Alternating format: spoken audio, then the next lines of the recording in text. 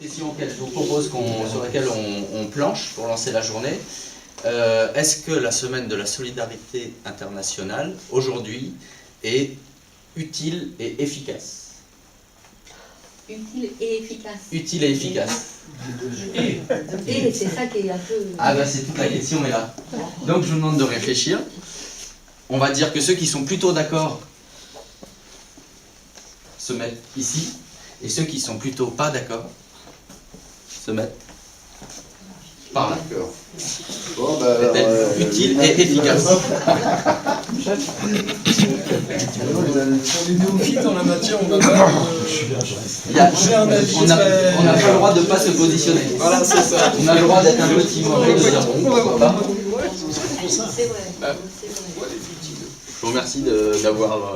Mais oui, on va se dire qu'ils allaient tous être bénis, oui, alors... Moi, je crois que c'est utile, mais... Ok. Donc, vous êtes... Plutôt au milieu. Non, on ne peut pas se positionner au milieu. C'est soit vous êtes plutôt d'accord que c'est utile et efficace. il y a un autre argument aussi, je pense que c'est mobilisatrice. Oui. On voit des personnes qui participent aux activités. Oui, utile. Conférence, qui est sur une conférence. Le repas solidaire qu'on a à Radon, une centaine de personnes quand même. Donc c'est mobilisateur. Oui, c'est mobilisateur. C'est vrai que c'est mobilisateur, parce qu'on a quand même du monde toujours. On a quand même On fait son marché l'année dernière, on a contacté pas mal de gens. Hein, Oui, oui. petit à petit. Ceci dit, ça pourrait être amélioré, mais bon, Ah c'est oui. utile et efficace, c'est De toute sûr. façon, il va Parce que... partir de l'autre côté. Non mais on est là pour ça, pour améliorer. Oui.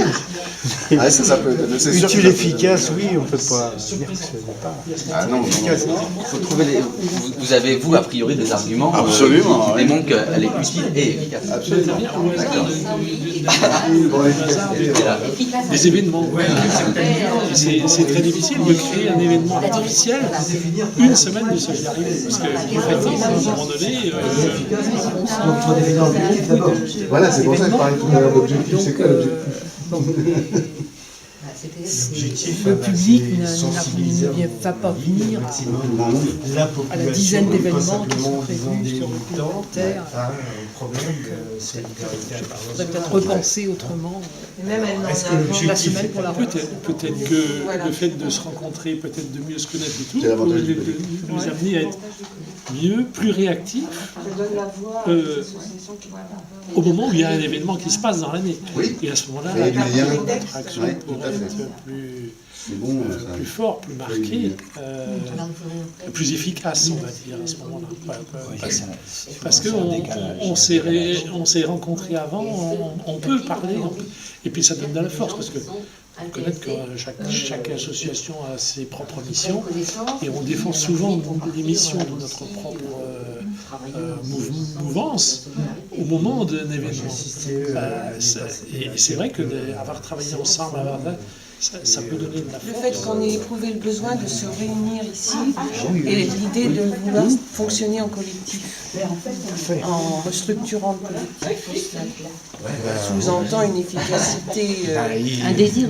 un désir, mais ça sous-entend qu'on est quand même confiant. Si on est là, je pense que c'est aussi parce qu'on aurait envie que ça soit Ça soit plus efficace.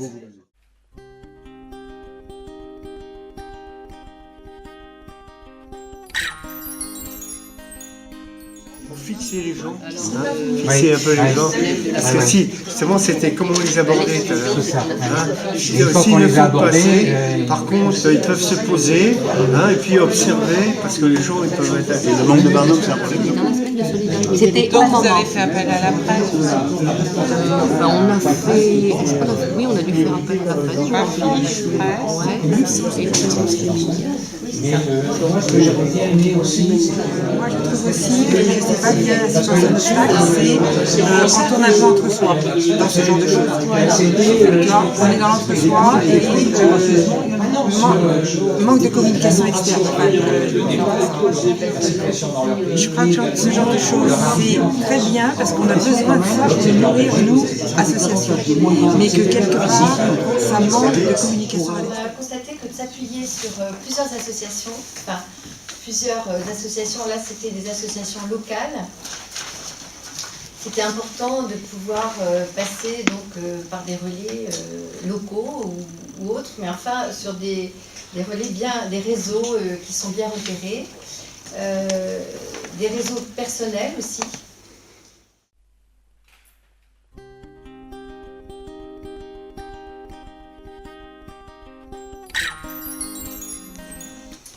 Alors, comment fonctionnent les collectifs dans d'autres cadres? Aujourd'hui, par exemple, pour l'édition 2014, il y a 501 associations, acteurs, collectivités territoriales qui se sont inscrits sur le site de la semaine. Sur ces 501, il y a environ 110 collectifs. Dans ces 110 collectifs, eh bien, il y en a une partie croissante, en fait je ne vous dis pas le chiffre parce qu'il m'échappe, qui est en train de se structurer en association. Quand on travaille en collectif, c'est extrêmement plaisant, mais ça mérite aussi d'être un petit peu cogité pour plusieurs choses. Il y a certains collectifs qui restent informels et une des structures est porteuse de la dynamique collective. Et ça ne pose pas de problème jusqu'au jour où ça pose un problème. Mais voilà, ça fonctionne comme ça. Mais du coup, on peut se dire, bah oui, c'est très bien. Sauf que rappelez-vous que quand tu portes ce collectif informel, c'est-à-dire que tu es l'adresse référente, le compte en banque, du dispositif coup de pouce ou de la relation avec la mairie ou je sais pas quoi, que tu le veuilles ou non, à un moment il y a une part de la responsabilité qui t'incombe et qui donc va faire un petit peu bouger ce côté informel, peace and love, on est tous ensemble. Parce qu'il y a cet engagement-là et du coup il y a une des structures qui se sent peut-être plus responsable que les autres. Ça peut très bien fonctionner, hein. D'ailleurs c'est quand même le cas très majoritaire des collectifs de la semaine. Mais j'ai envie de dire que c'est le cas très majoritaire des collectifs de la semaine d'une certaine taille. Il y a toujours cette question de masse critique dans le collectif. On voit par exemple que un collectif très structuré comme le collectif de Mâcon en Bourgogne ou comme le collectif de Dijon aussi en Bourgogne sont arrivés à se créer un statut spécifique, loi 1901, hein, et il s'appelle collectif SSI 21 ou collectif SSI Mâcon ou Grand Mâcon, je ne sais plus comment ils ont appelé ça, donc bref. Et il ne faut pas plus, pas moins, c'est juste que ça leur a simplifié la vie, ça les a co-responsabilisés, ça leur a permis de prendre du temps pour définir le sens de ce qu'ils voulaient faire. Ce que je veux dire, c'est que ce n'est pas du tout obligatoire de se créer en tant qu'association loi 1901, mais ce qui est important dans le travail en collectif, c'est que ça reste plaisant. Et je crois que pour que ça reste plaisant, il faut du coup bien se parler. Bien être clair sur qui porte quelle responsabilité. Dans ce que j'ai vu de ce que vous aviez